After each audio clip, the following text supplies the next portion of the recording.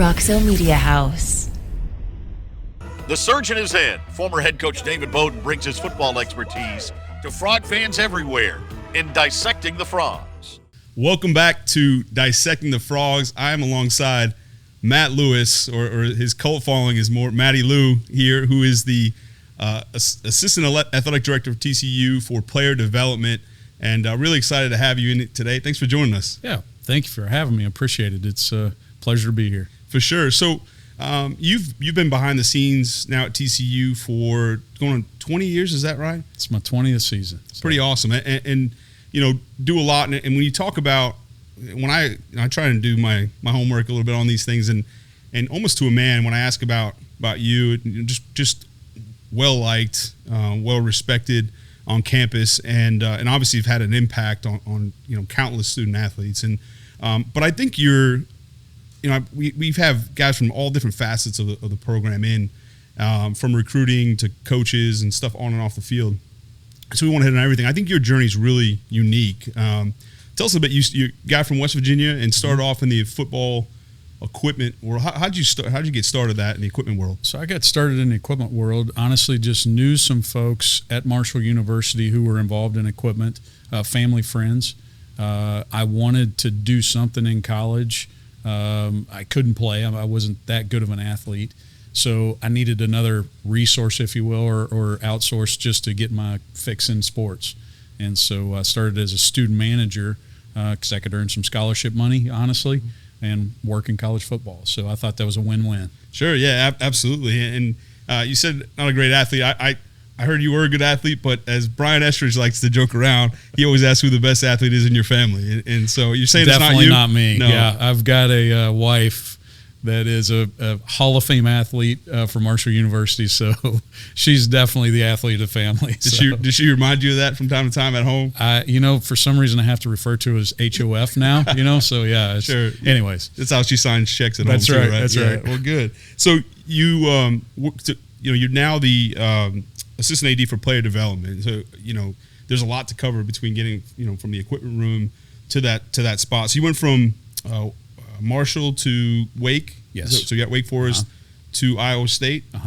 What was the connection to those places to ultimately end up here? What's funny is there was no connection to any of those places.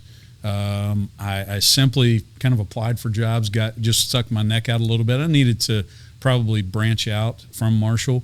I love the place dearly, but to grow in the athletic realm, you really have to move around a little bit. So reached out to Wake, was able to land a job there. Was only there a year, and then journeyed to Iowa State and worked there for about 2.5 seasons before making it to TCU here. So okay, and how long as an equipment manager at TCU before you moved into, because you went from there to football operations? Is that right? Correct. Yeah, I was in the equipment room for 10 years here at TCU prior to moving into operations. Okay, so for those who understand, those are typically a lot of places very separate departments, right? Correct. It's not, you don't see a lot of crossover in that world.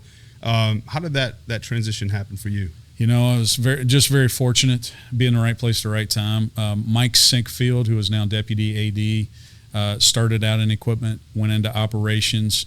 It was a good transition for him under Coach Patterson, and so I was able to do that same type of thing, and thankfully it worked out. So right place to right time. Sure. So in operations, I'm really curious of this, and I'm as a guy who coached for 20 years and really into situational football, and there's a ton of that on the field, right? Whether it be down and distance, field to play, 2-minute, 4-minute offense, all those things that we know. There's a lot of situations that you need to practice and rehearse off the field, and I think that's falls into the operations world. You guys just last week went and practiced. Going to a hotel, so kind of a travel day, and talk me through some of these other things that people outside of the football world wouldn't think of in terms of what goes into planning, especially during camp, and as you head into the season. Absolutely. So speaking to camp directly, you're planning basically a whole day. Is what the operations staff is tasked with doing. So from the time the kid gets up until they go home, you have the meals in between, the meeting times, setting up all of that and making sure it's all per NCAA compliance. but also fits into what we need to get done during the day. And then when you head into season, you're doing a lot of travel planning. You're doing a lot of meeting planning for each of these athletes. For instance, we have to do education with them from time to time, whether it be NCAA compliance or various things that campus tasks us with. So yeah, it's a lot of planning, logistics. So that's the name of the game. And we get to practice going to the hotel, doing things like that. We always don't get to practice how we're traveling and things like that. Sure. So yeah, you're always the one that I'm sure that's a stressful time. I mean, can be. Yeah, for sure. Yeah, I mean, you're trying to get out in front of things and imagine get to your destination ahead of time before the team arrives, so you can kind of put out some fires. Sure. Before that happens. What are you involved in, when you're in that department? Are you involved in any of the things? You look at the coaching staff plans. Obviously, like I said, the travel thing, but everything from sideline operation to how do you practice for the national anthem? All those things. Is that something that you guys have a hand in as well? Sure, absolutely, definitely. The operations staff kind of leads the head coach through. Hey, this is what it looks like. So our associate AD, Anthony Crispino, is very close with the head coach and, kind of guides him. Coach, this is what we need to do, how we need to do it. And we have to kind of be able to look ahead into the future, if you will, and kind of troubleshoot what little things might happen, along the way that we can avoid or, just try to do better. Sure. So, because we've all had experiences across the time in these little logistical issues that we have to kind of correct and hopefully make better. Yeah, for sure. And so this year, new role, you're in player development. If I'm just a casual fan and I see your title, I think that's probably pretty cool. But what does that mean, right? So, talk us through what that title means. Yeah, absolutely. Player development, to me, it really is taking these kids outside of the scope of football and helping them with life situations. So whether that life situation happens to be financial, whether it be housing, something they're dealing with at home, and then also working towards their ultimate goal of finishing their degree and then moving on and getting that job. So hopefully we're guiding them through those steps, because those are items you just don't get taught through a school setting, prior to getting here. And sometimes you just come into it blindly. You have no idea how to handle those situations.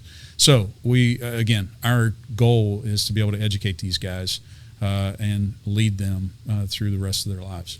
Yeah, so it's interesting. I listened to Coach Kaz today, the director of, I think it's Human Performance is his official title, which is very comprehensive, and it should be, because that's what you guys are doing there is a comprehensive process. It's developing the whole person, the whole student athlete. Yep. And I know obviously you're in your role have a heavy hand in that. But listening to him, he talked about managing stress, and not just when you think of that from the strength world. Obviously, you're thinking about workload, whether it be in practice in the weight room and those kind of things. But really, you're talking about stress from just outside stressors in life, because these guys they have full plates, they have a lot that they're going on, and then that stuff, the first thing to break down is physically is your body, right? As we all know, as we get older, you deal with different stressors, it impacts you. So what are some of the things you guys have in place or help these guys with to sort of minimize or to the best you can or mitigate some of those stresses? Absolutely. So we have outside speakers who come in and talk with our guys on specific topics, along those lines, helping your mental health.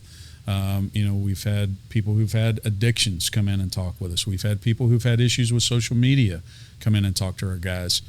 We then also have resources on campus, a sports psychologist, those type of things that can help these guys through the tough situations that are ultimately going to face at some point in time in life. We'd like to think we're all get through life with it just going all rosy and smooth, but we all know there's bumps in the road. So we hope we can provide them with enough tools when those bumps in the road occur that they'll hopefully be able to move forward and handle it well. Yeah, you bring up mental health, and obviously it's a hot button topic in a lot of different industries and throughout life, really. But you guys take that head on. It's not something you're going to bury your head in the sand and just kind of hope it works out. Something you take very seriously, and so bringing in outside speakers, but you also offer these guys opportunities to speak with people. And is that right? Absolutely. Yeah. Absolutely. Yeah. And we have, again, a sports psychologist right in-house in the athletic department. We also have folks on campus that we can guide our guys to. They might not feel totally comfortable with who we've put them with to talk about things. So they have many avenues that they can explore to, again, hopefully help them get through whatever situation it's coming about. That's great. There's one thing when I'm around, I've been around the program just this camp, really, I'm kind of learning and seeing. One of the things I'm really impressed with is, the staff collectively, whether the coach staff on the field or off the field, really pour into these guys. And, it is a family type environment.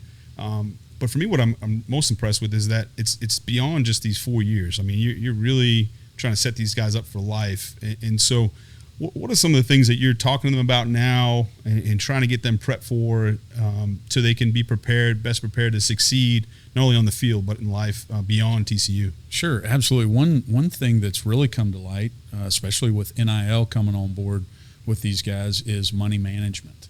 That's become a big topic for us that we have to cover. We were all 18 to 22 at one point in time, and anybody hands us a check for a few $100, we know we'd be quick to Which I use couldn't that. imagine. I'm telling you right now. Exactly. Yeah, absolutely. So now these guys, if they're involved in NIL, they might be seeing a nice little paycheck in addition to the scholarship monies they're getting. So money management is a big time topic that we really have to educate these guys on. And that's, again, what I feel like is a big part of this job is just education.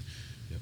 No, I think that's great. And because, there's one thing I think should be in schools everywhere, honestly. It's something, but now when you introduce that kind of money, at that age, then it's something that's critical, I would imagine. And you're a guy that I know that, even though you're making good living, you're still driving around for a while in that S10 pickup. Is that what I'm told? And the standard. It definitely was. That's yeah. right. So you took care, you know how to take care of your money and not spend it on frivolous things. And so set a good example for those guys, right? Absolutely. Well, that's great. When you got into this, what was, because like I said, we've talked about your path and very unique, and it's cool to go from equipment to ops to now player development. What were your goals when you set out? Because I can't imagine it was that path, right? It's just so unique. Way. Right. Yeah. So what were you looking to do when you first got into it? I'll be honest with you. I wasn't sure which direction I really wanted to go in the very beginning. Sure, I got involved in equipment because I had a full-time job waiting for me as soon as I finished college, which was great. And I owe a lot to the equipment field and the people that mentored me through that process. Because I learned so much that I was then able to take and utilize in ops. So I honestly, once I got into it, I didn't have a real good plan, a real good goal, but I wanted to be the best and just work hard and hopefully have good relationships with people and build from there. And so operations kind of came to light over the course of time. Because of the logistical things that we deal with in equipment, it's a much bigger scale in the ops world.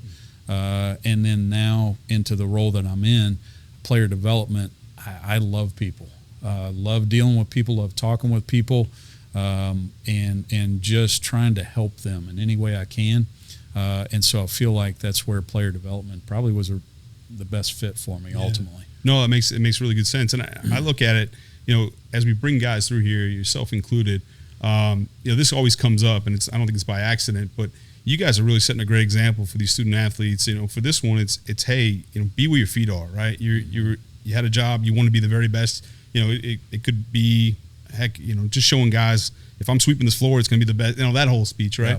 Yeah. And you living that stuff, and I think that's, to me, it's just a great example to those guys to not only speak it. It's one thing to to preach, right? It's another thing to be living that and to be a living, testament to that for those guys. So I think that's fantastic. And when I look at all these things, whatever role you have, being a part of a top tier Division I football program, it's tough on guys. It's tough on families. Yep. But you got something pretty cool. You've got 2 daughtit currently at TCU. Is that right? Yeah. So you're stealing time. So how special is that to be able to do that now? I tell you, it is really cool. Of course, been through it now for a couple years. I had a nephew who went through TCU. My oldest daughter is now in her 4th year, and the youngest now coming on board. But it's cool to have them there kind of at the same time. I've already gotten a couple texts, "Hey, Dad, what are you doing?" And I know what that means. It's lunchtime or something, along those lines. But it's invaluable time that, like you said, we spend a lot of time on task in the athletics world, and we don't get a ton of family time. But now we're able to kind of catch up and have a little lunch here or there and catch up on things and just hopefully help them grow themselves in life and be ready for that next step. For sure. And to your point, one of the things I noticed with Coach Dykes is certainly it has to be welcome there. Families, because out at practice you see kids running around and spouses and really neat environment. So must be great to be able to work for a boss like that, because it could be I've certainly been around football programs where that's not the case, and right. It's tough to have any kind of, there's really no balance. I mean, that's correct. I think when people say work-life balance, I don't think there's balance. I think it's just part of who you are. Yep. And so you're fortunate, and I don't want to speak for you, but it's just from what I see, to be at a place where you can kind of integrate those things and have your family around and be part of your day-to-day. For sure. It's nice. They can stop by at practice, and just say hi real quick. So for sure, that's a blessing. Yeah, that's fantastic. Well, good. So you've, again, we talked about how long you've been at TCU. Mm-hmm.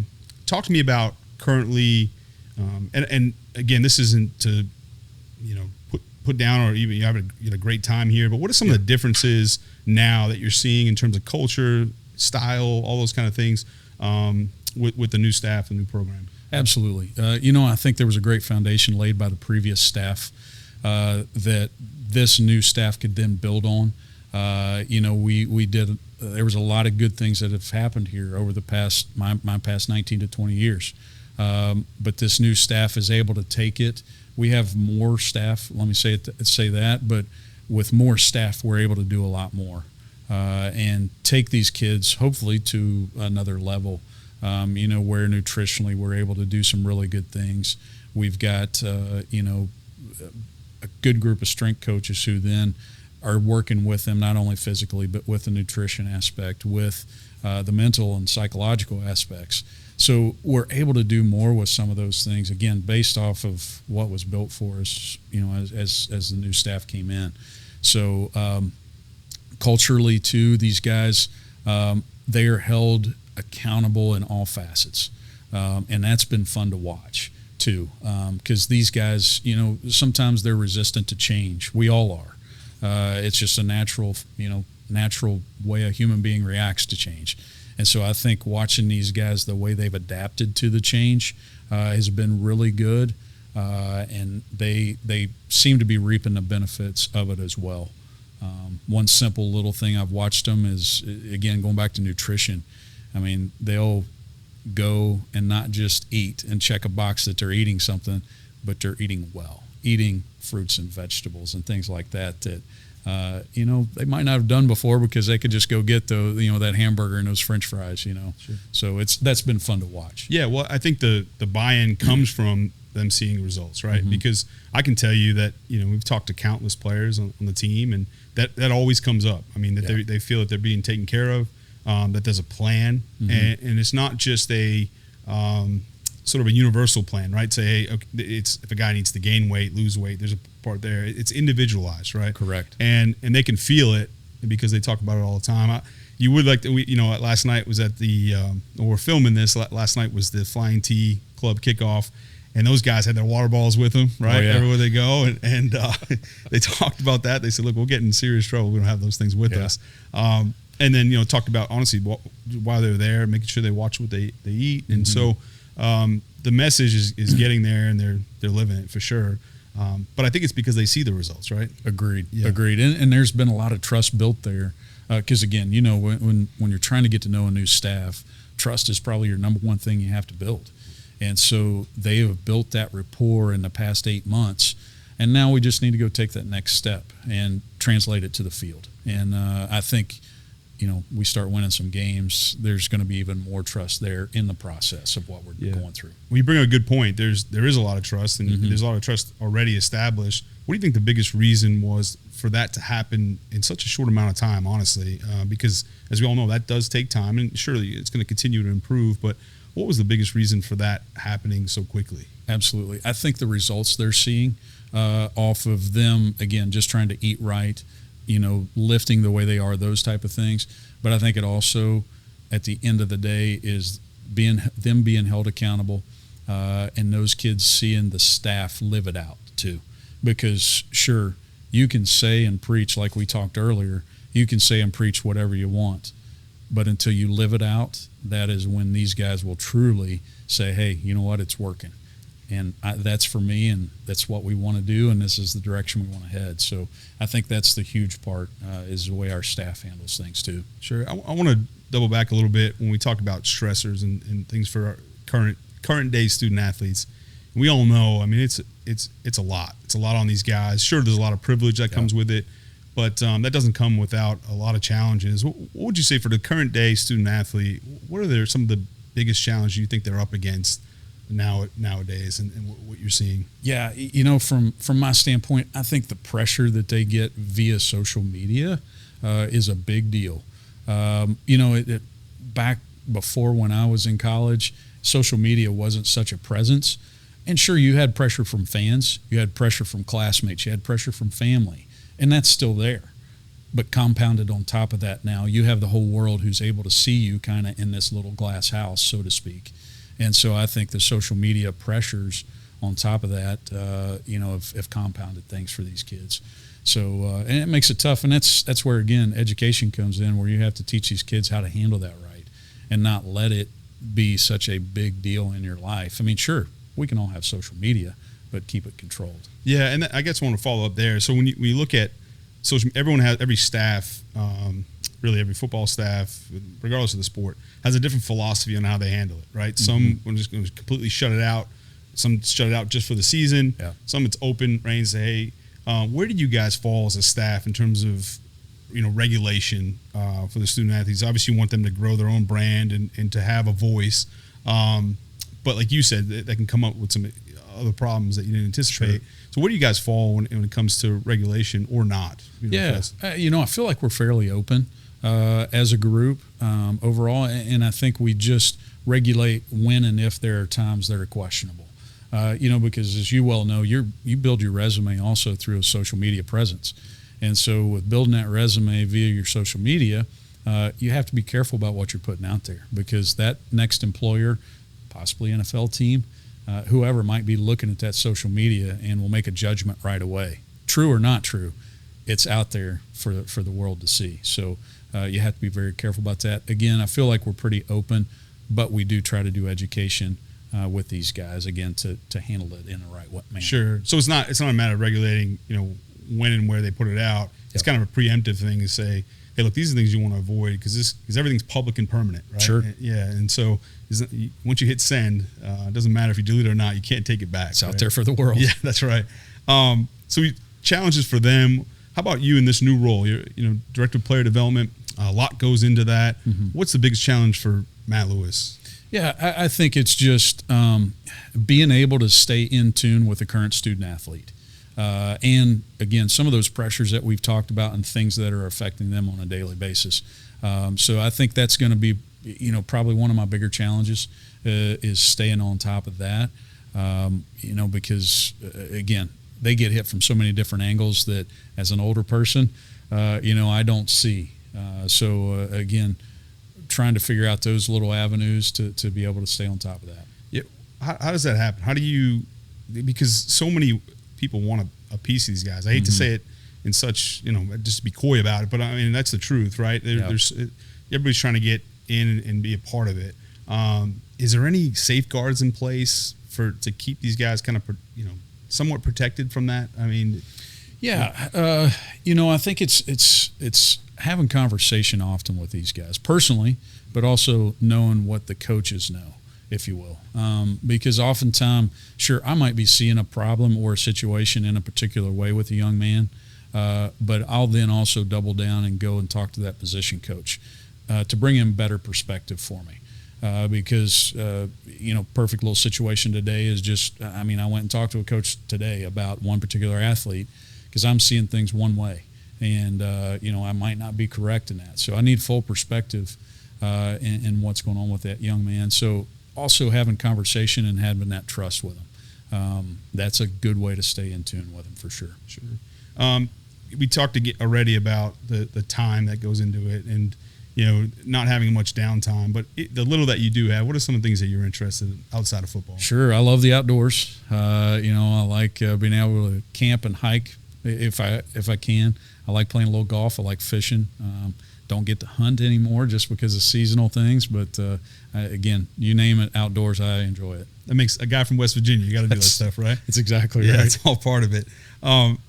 We talk to our student athletes all the time about their why. Mm-hmm. It's important, I think, when times get tough, they got to turn to their why. They can't be superficial. And so, for you, Matt, what's your why? In all this.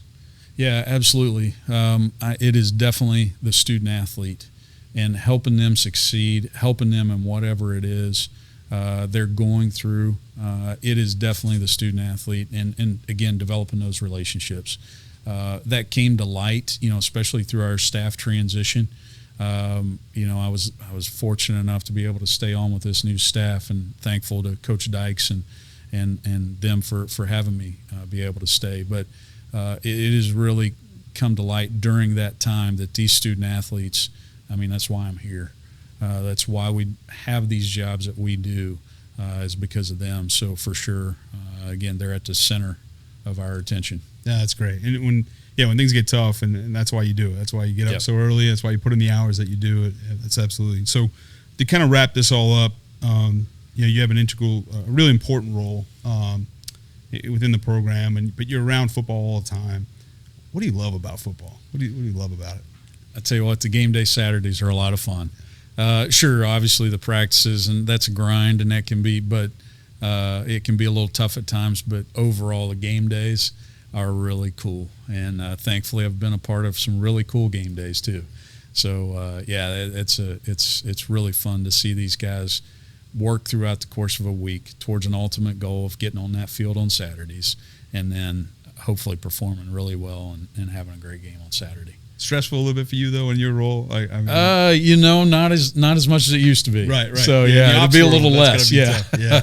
So honestly, when I got to game time before, game time was a little bit easier than most. It's everything that surrounded the game. Yeah. That got a little stressful. So game time was always cool. That's awesome. I'll tell you what, I've had the pleasure of having a lot of guys run through here on the show, and I keep just, and yourself included, just being so impressed with how much you pour into these young men and the impact that you're having. So I know you don't get a bunch of thank yous all the time, but I you can see it. The impact that you guys are having on these young people is really a special deal. So thank you for just as an observer. I think that's really cool. I think that's something we got to do. We got to pour into our young people. It's so important. So thank you for that. Absolutely. And thanks for taking the time to stop by today. I appreciate it. I know it's a busy time. So appreciate you having me. Thank you very much. You got it.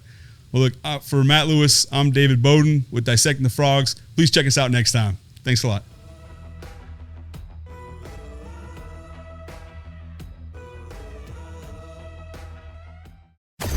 Roxo Media House.